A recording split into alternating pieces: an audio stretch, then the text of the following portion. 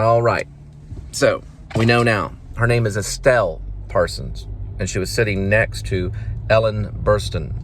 This is right after Ellen Burstyn. Oh, I mispronounce her name like she's a boomer. Burstyn? I mispronounce it, but it's Burstyn. There.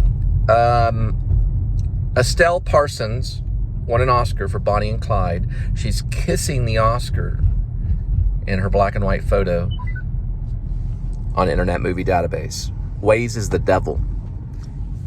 I know where this place is. I'm talking about that thing right there. That thing's the devil. Now, Estelle Parsons is kissing her Oscar for winning Best Supporting Actress in Bonnie and Clyde. And she was one of my teachers. And next to her was Ellen Burstyn.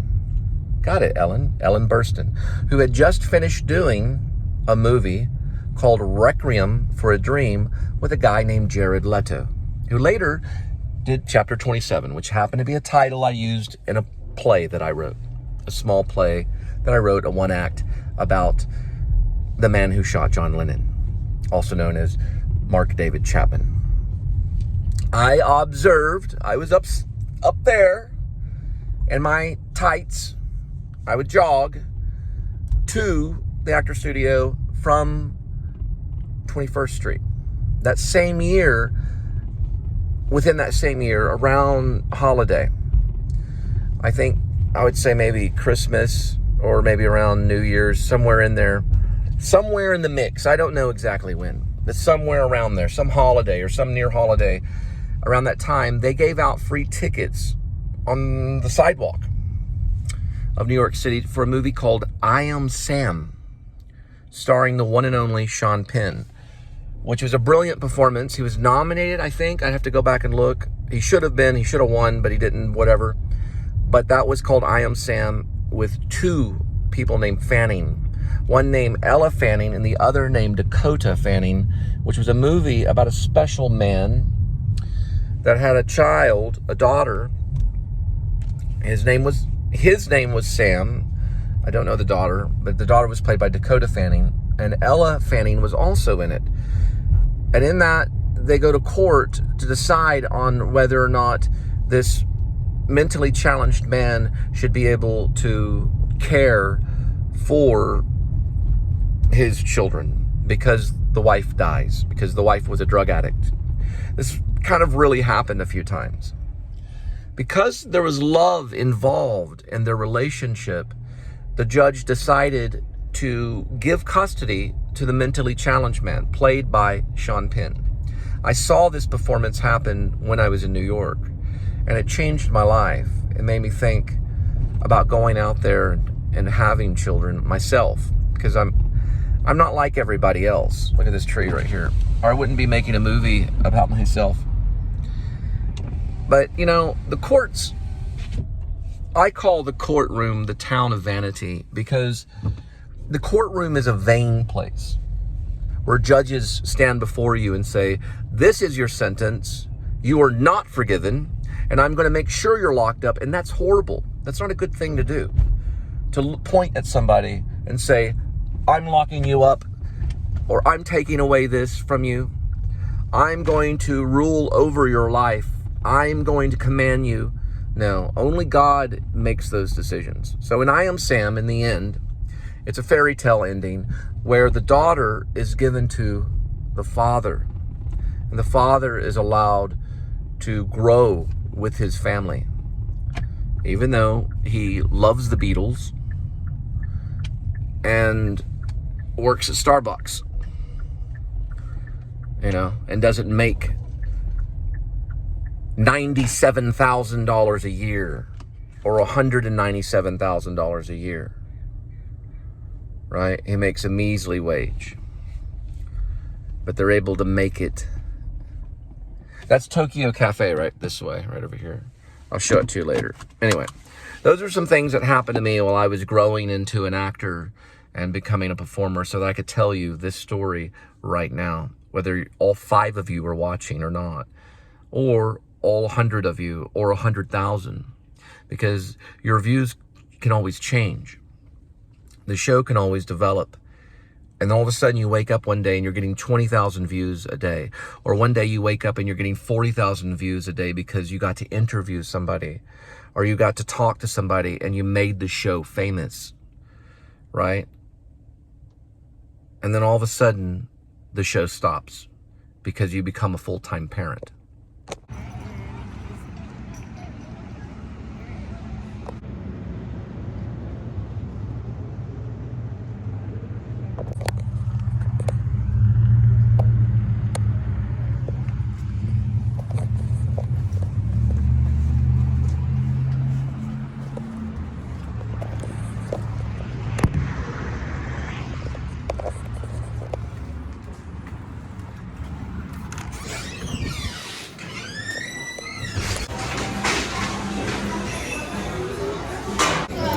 Hi, how are you?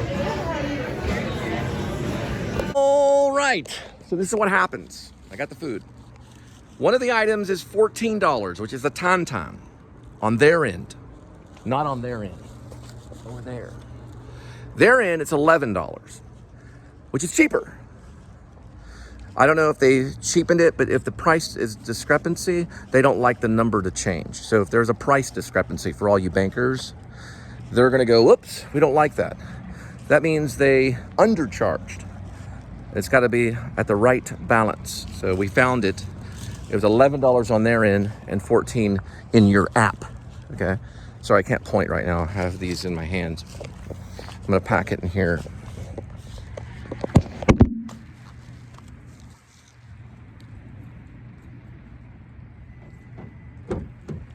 All right.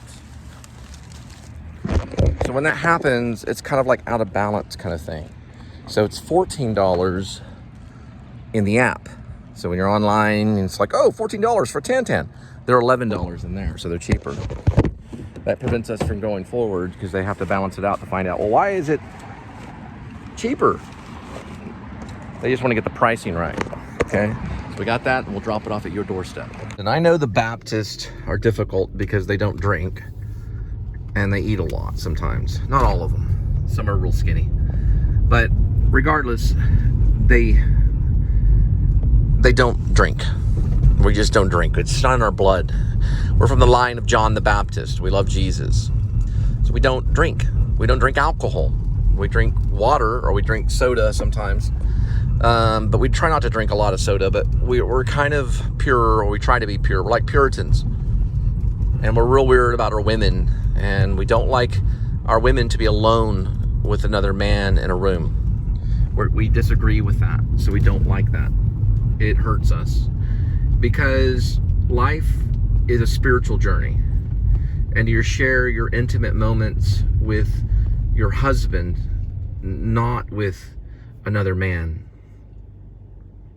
So let's say when Angel and I were married, when Angel Curry became Angel Spivey, I was very concerned if she got into a car with another man, okay? If she was in the room with another man, I became very concerned. Why were you alone with another man? It can be a woman, that's fine. But when she's alone with another man, then it becomes an issue. Because that can lead to what's known as adultery. And the Baptists are concerned about that kind of thing. They're also obsessed with it, okay? They don't even like rideshare, you know? But I know people go on rideshare. My uncle used to go on rideshare and call his rideshare driver, the Uber driver, his Uber wife. This is my Uber wife, because she drives the car and I sit in the back or in the side. And that would make the Uber wife, you know? But listen, we don't even really want people getting drunk. So we're real serious people, okay? We don't like when people are drunk. We don't like when they're intoxicated. We don't want them around us when they're intoxicated. They're not allowed in the church if they're drunk. We don't do that. We're holy people. We're holy, okay? So we're of God's children. We are God's children. Grow up, you know? If you're my wife, Or you say, well, Cole Spivey's my husband. Well, you're my wife, then don't be alone with another man. You can be alone with another woman, but don't be in a room or in a car alone with another man. That's end of story.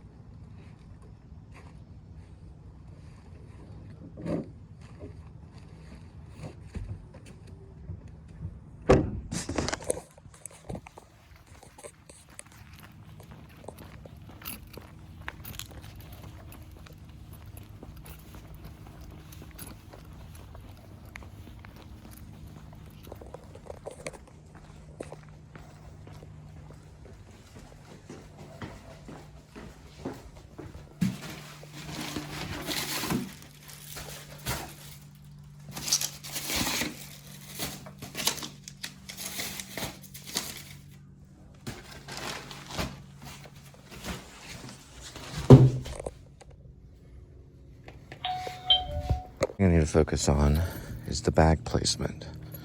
So I'm going to show you one thing I do different on the bag. Open this. It has to be placed like that. Put that at the top. This has to be at the top.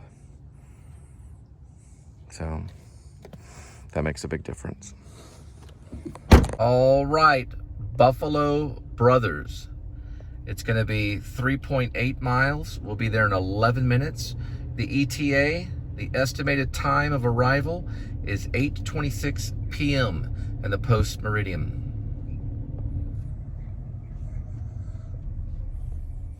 I always, kind of wonder about PM. Like, what does that actually mean? It means post meridian, and that's about it. Now, we're going to be there at 8:25. Placing the order.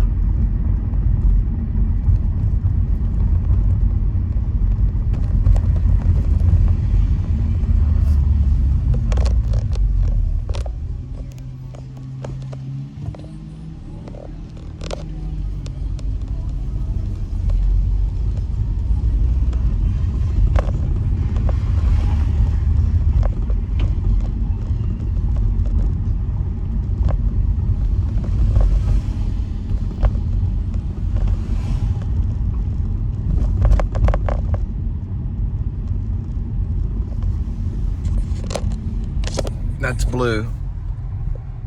It's a sushi place. They do sake and sushi. It's a grill. Some people can hear out of this, and some people can't. They just, I don't know. I can't hear on their end. The bar, I don't know if it's a landline. What did I say? Landline? Landline. I don't know. Speaking to the actor studio, it's more about behavior. They make fun of the actors that speak like super clear, and they're like, okay, we know that you speak clear. Then they have to tell them that like people don't really speak that way. People are human. They sound like human and not robots, and they tell them about that. You're not an AI machine. You're a real person. You're not artificial intelligence. So you're gonna speak a little bit different than the robot.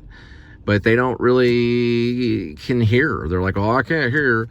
And it's usually the bars and stuff like that, the places that are really noisy. They're just like, well, I can't hear you. And then some places it's very clear. This is a speaker. There's Critter the cat. This is a speaker, and I don't know, so I have to go and order it in person. because I have them just, what are you saying? What are you saying? Right, critter? Meow. I don't know. We're at a 5-point thing right here. Another 5 points. I wish I could see like these roads. I know this is Camp Bowie, and oh, that's University. That was the road. Camp Bowie University, and that one starts with an L. Bailey is that one. That one's Bailey. That one's University. That's Camp Bowie with the red brick. Red brick right there. That's Camp Bowie. Part of Camp Bowie. And now we're on University. There's 2 other roads that make up the 5 points. Bailey, University. Yep, Camp Bowie, and there's 2 other roads that'll make those 5 points right there. They all lead to 5 different districts of Fort Worth. This is the museum district. So the museum, it has I'll Be Your Mirror, art, and the digital screen. Kimball Art Museum is doing that right there. Yeah, you get the angle. Yeah, Catherine Bigelow would have got the angle, but good for her. Look what I got, Catherine Bigelow right there. You like that? Come to Texas, see what they do to you. This is basically Costa Manana right here. It's on the other side of Fort Worth Stock Show. High School Musical and Miss Saigon in June. Yeah, Catherine Bigelow, come down here and see Miss Saigon. Do us a favor. We'd love to see you. We'll talk to you about Zero Dark 30. I'll take you on an exhibit of the Modern Art Museum if you're brave enough. You can bring your seven, what are they called, Navy SEALs. Hey, bring Bradley Cooper too. He's practically a Navy SEAL, right? They taught him how to snipe. Y'all both can show up at the Modern Art Museum. I'll walk you around. We can do a whole vlog. You can bring your cameras and I'll bring mine. See who does better. It's a show off, right? Who does better? Mine with my iPhone 11 or your whole team of Hollywood empire. Bring Ella Fanning too. She can dance around between us. We'll fight over her. Yeah, she can jump on my iPhone 11. She can get me explaining stuff about the Modern Art Museum, and I would be looking on my other iPhone device the entire time. There's the Botanic Gardens right there. Yeah, I'll be looking up stuff and reading from it the entire time. That's what I usually do. I go by memory, and then I look up stuff on my phone when it cuts off, and I say, okay, well, it's this and that and this, and then I get back on the phone and try to remember. Meaning I get back on the phone recording through the camera, and I try to remember. And that makes me special, I guess, you know? Everybody's special. Aren't all stars special? Wasn't Marlon Brando special? James Dean was special. Robin Williams was special. They were special people. There's nothing wrong with it. Would you rather be special, or do you want to be common? Do you rather be a genius or an idiot? What's the difference, really? I think all geniuses are idiots. I challenge you. I challenge you, Catherine Bigelow. I challenge you to a match of filmmaking. You bring all your equipment down to the Modern Art Museum, and we'll do a Modern Art Museum vlog right off Darnell Street in Fort Worth, Texas. It's the Fort Worth Modern Art Museum. Bring whoever you want. Bring your whole crew, and we'll do a video off. We'll do a vlog off. It'll be the video log of Cole Spivey against your team. And you capture whatever you want from the Modern Art Museum, and I'll do my own vlog. If Linda wants to show on my end, then Linda will be my model and my helper and manager, because she helped create the Please Subscribe show. If you're brave enough. But you know what, Catherine Bigelow? Sorry, Catherine Bigelow. I was going to call you Migolo, but Catherine Bigelow, I know you're a coward.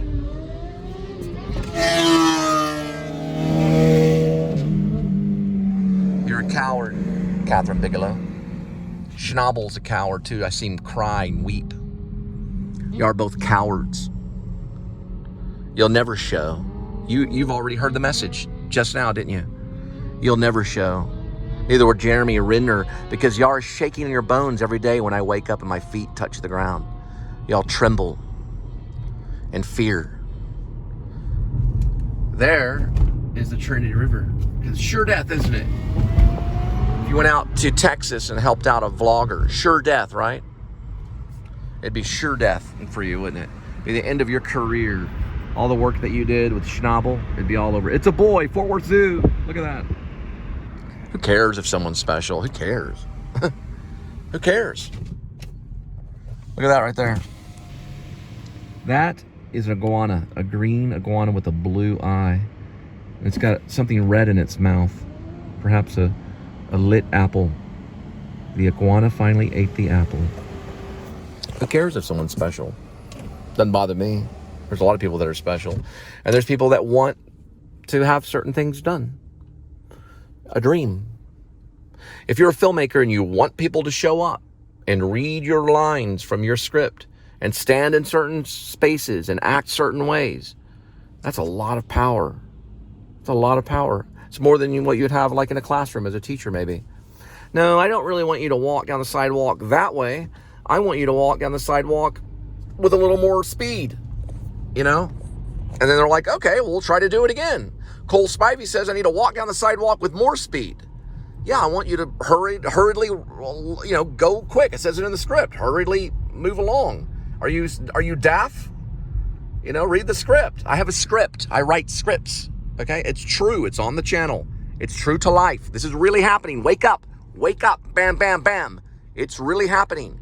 But you're a coward. You're the big filmmaker of Hollywood. You made Zero Dark 30 and you made, what is it called? Hurt Locker? But you cannot make a documentary about the Modern Art Museum alongside of me, can you? Because you're a coward. Because you're afraid that that might hurt your career, right?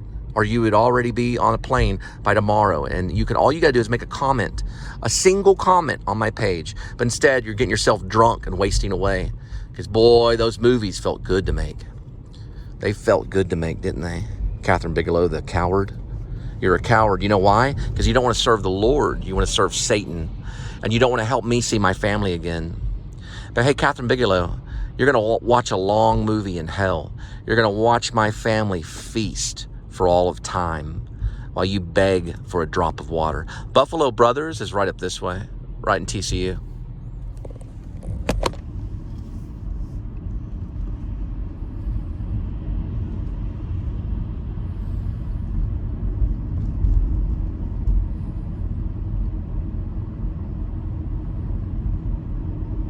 Where Channing was studying medicine before she was executed by two black freaking drug dealers.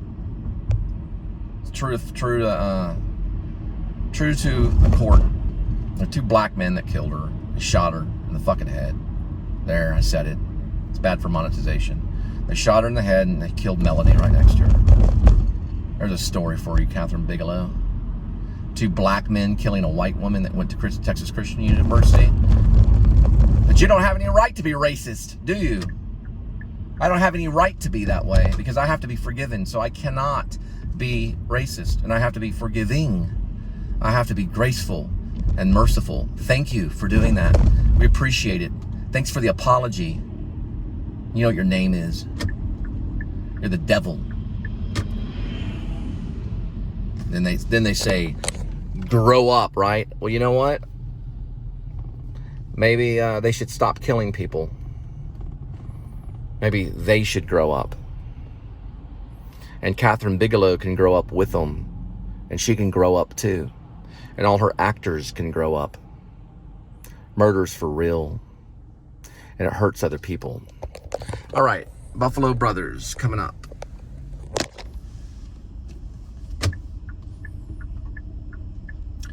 You know what? If you show up, I probably won't, but maybe I will. Maybe I will be brave enough and show up with your actors to the Modern Art Museum. We'll show up there. How about that? Or is it going to be New York? How about New York? They could always take the plane down before I would get there. JFK or LaGuardia. They could take the plane down. I could die. Get on the plane.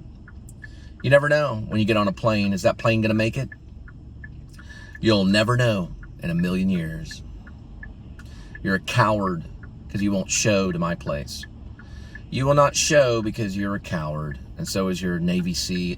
What is it, Navy SEAL Team 6? Is that what you were glamorizing? The Navy SEAL Team 6? So all the boys would go off. Yeah, they're fans of the show. All the boys would go off.